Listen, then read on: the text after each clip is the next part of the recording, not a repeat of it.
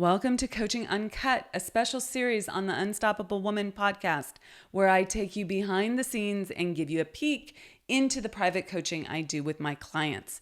All of these coaching calls have been recorded with the permission from my clients who have generously allowed me to share these with you as a way of helping more people in this world. They give you access to master level coaching and the opportunity to learn the lessons that they're learning right along with them. Please keep in mind that these recordings are not studio productions and the audio quality may be less than ideal, but the content will take you far and help you become unstoppable. With that, listen in and learn.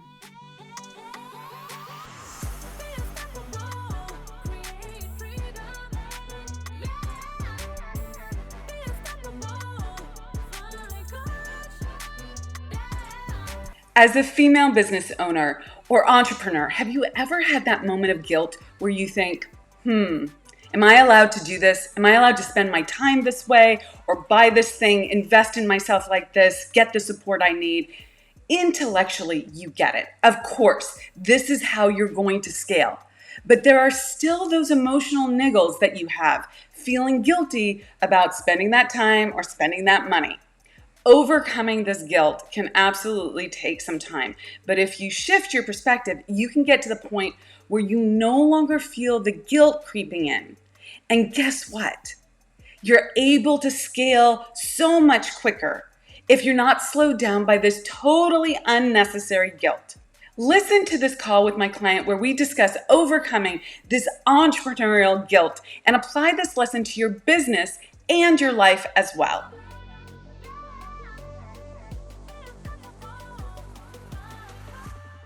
Good morning. How are you? I'm good.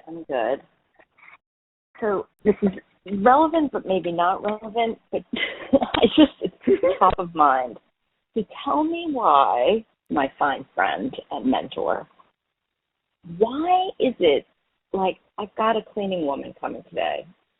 It's a different one than the one that came 2 weeks, which is the first time I've had a cleaning helper, in a while. And it's like I get nervous. Or, I mean, it's like ridiculous. She's coming to clean my house, but I am like, oh, the place is a disaster. Like, I got to explain this, that, and the other thing. And then my head goes into thinking about, well, yeah, it's good that, I'm giving someone work. And then I'm like, but who wants to do that work? And that seems so hard and bad. And do you ever get that? Not anymore. No, probably. I don't. It's like, I don't know what it is. Please. Let's dig in. I think it ties into the wealth thing, and it ties into wanting to be liked. And the flip side of that is I don't want to be judged. Okay? Yeah. And the challenge for you is that you are currently externally driven rather than internally driven. This is just indicative of that, of where you're at.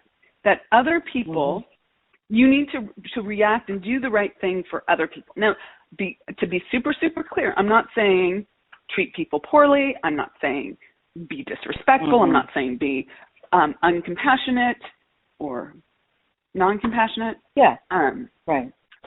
But I am saying you're afraid of what other people are going to think about you. Now, my deepest, darkest moment of this years and years and years ago was when I looked at my dog and I wondered, does he think I'm not okay? Like something's wrong with me for not doing X, Y, and Z, your dog. Right?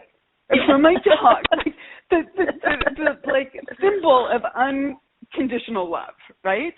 Like total understanding. Totally. Like they have an awake in sleep mode, okay? They have a, like, let's play or I'm sleeping mode. They do not have a judgment mode, okay? And this was, that moment, that wake-up moment for me where I was like, what the frickety frick? This is indicative of, like, the depths of where I had ended up, okay? So the thing is, cleaning person is not necessarily a dog, so it's not 100% the same, but it's similar. You know, I did this with, you know, my neighbors. What would my neighbors think? I would do this with what would my husband think? I would do this, you know, with pretty much everyone. What would my parents think? And as it gets closer to the level of intimacy with us, we think it's acceptable. Okay? So it's really good. I'm going to give you kudos for noticing your reaction, because it's a really good, like, that's my dog moment or my neighbor moment, right? Because, you know, like, what would they think? I used to, you know, another place I used to do this when I was first starting out was like, what would my VA think about how much money I was charging? What the fuck? Oh, I would be, right? Yeah, but I would be totally stressed about that. And like, well, what am I paying them? And they see how much I make. They're going to want more, and the whole thing. Yeah. But it's so ludicrous, right? They're not the business owner, right? They're not the person with the expenses growing the company. They're taking all the risks and, you know, staying up long hours and, you know, figuring out how to solve bigger problems, right? You're not stopping them from starting their own business. Correct. Exactly. You know what I'm saying? If that's what they want. Yeah. Absolutely. Like, you know, listen to all the trainings, right? And, you know, go have at it. But that was totally and utterly where I was at. And it was before the dog moment, actually. But anyways, this is indicative that you're not in a good place, okay, with this. Yeah. And 2 ways to change yourself, your outcomes: believe something different and put that on constant spaced repetition for yourself, and act differently, okay? So today, you don't explain your messy house. You don't explain whatever you think you need to explain. You don't make yourself small. You show up as uncomfortable as it is. If you start talking, interrupt yourself and say, actually, let me reframe that for you, okay? And you just start again. Doesn't matter if she thinks you're crazy, okay? Yep. And you have to do it differently in the moment. Yeah. Okay? Totally. And then I'm totally with you, and I will. And I mean, the other thing that comes up that I'm very aware of is like me explaining why, you know, there are old things and we're about to get a renovation. You don't do that. They give a shit.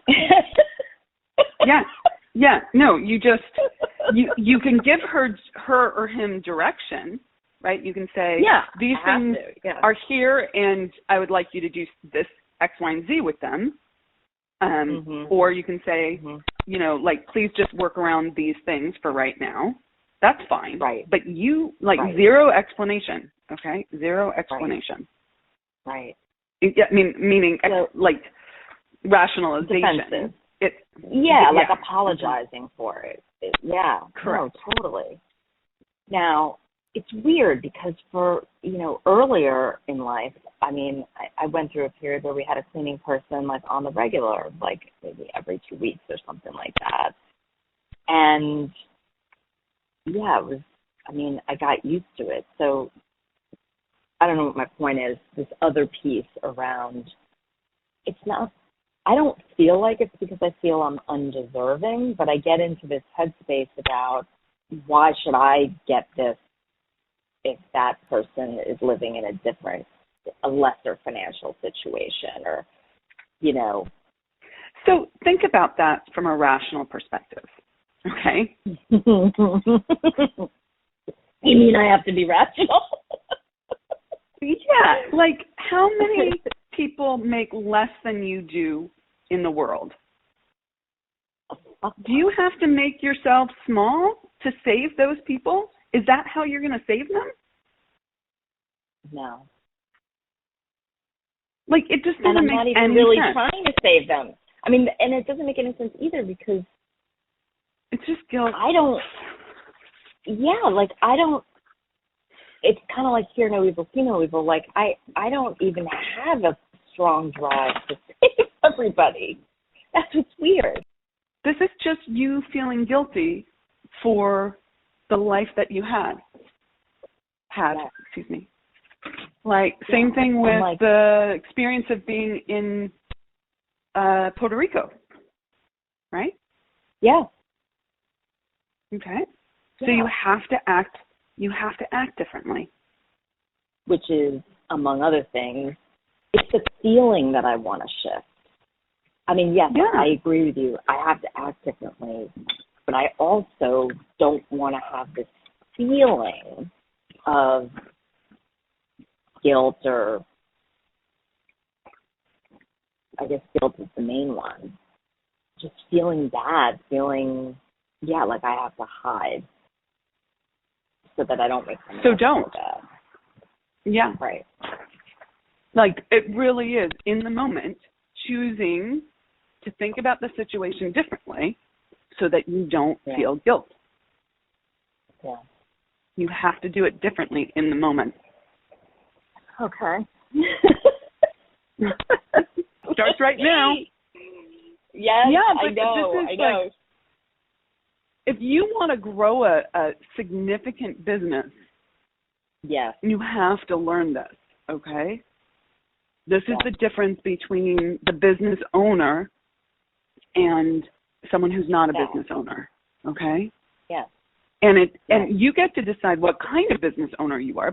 Some business owners are disrespectful, uncompassionate, all of that. Other business owners like show up differently. They have a different energy, and then they get matched by different kinds of team members, you know, people who aren't in victim, who want to grow. Yeah. Right. Okay. Well, she's going to be here in like 5 minutes. And let me know how it goes. Okay. And I will let you know how it goes. Okay. Sounds good. Okay. All right. Okay, Talk talk to you soon. later. Take care. Bye. I hope you thoroughly enjoyed this episode of Coaching Uncut. Let us know in the comments what you learned and how you can apply it to your own life and business. We absolutely love hearing from you. And we also love receiving your feedback. So thank you in advance for your likes and reviews. They really help us connect with more women who need this information to help them scale. So much appreciated for that and taking the time to do that. Now, if it's go time for you and you're ready to scale your life and your business, then I want to offer you up something. I want to offer you access to our Be Unstoppable Facebook group. We drop daily and weekly resources in this free group that show you exactly how to scale, what you need to be doing differently. So if you want access to that group and it's go time for you, go to theunstoppablewoman.com/Facebook group, and that will redirect you there. So theunstoppablewoman.com/Facebook group, no spaces, and start by getting your copy of the scale plan, which lives there, and it's totally free.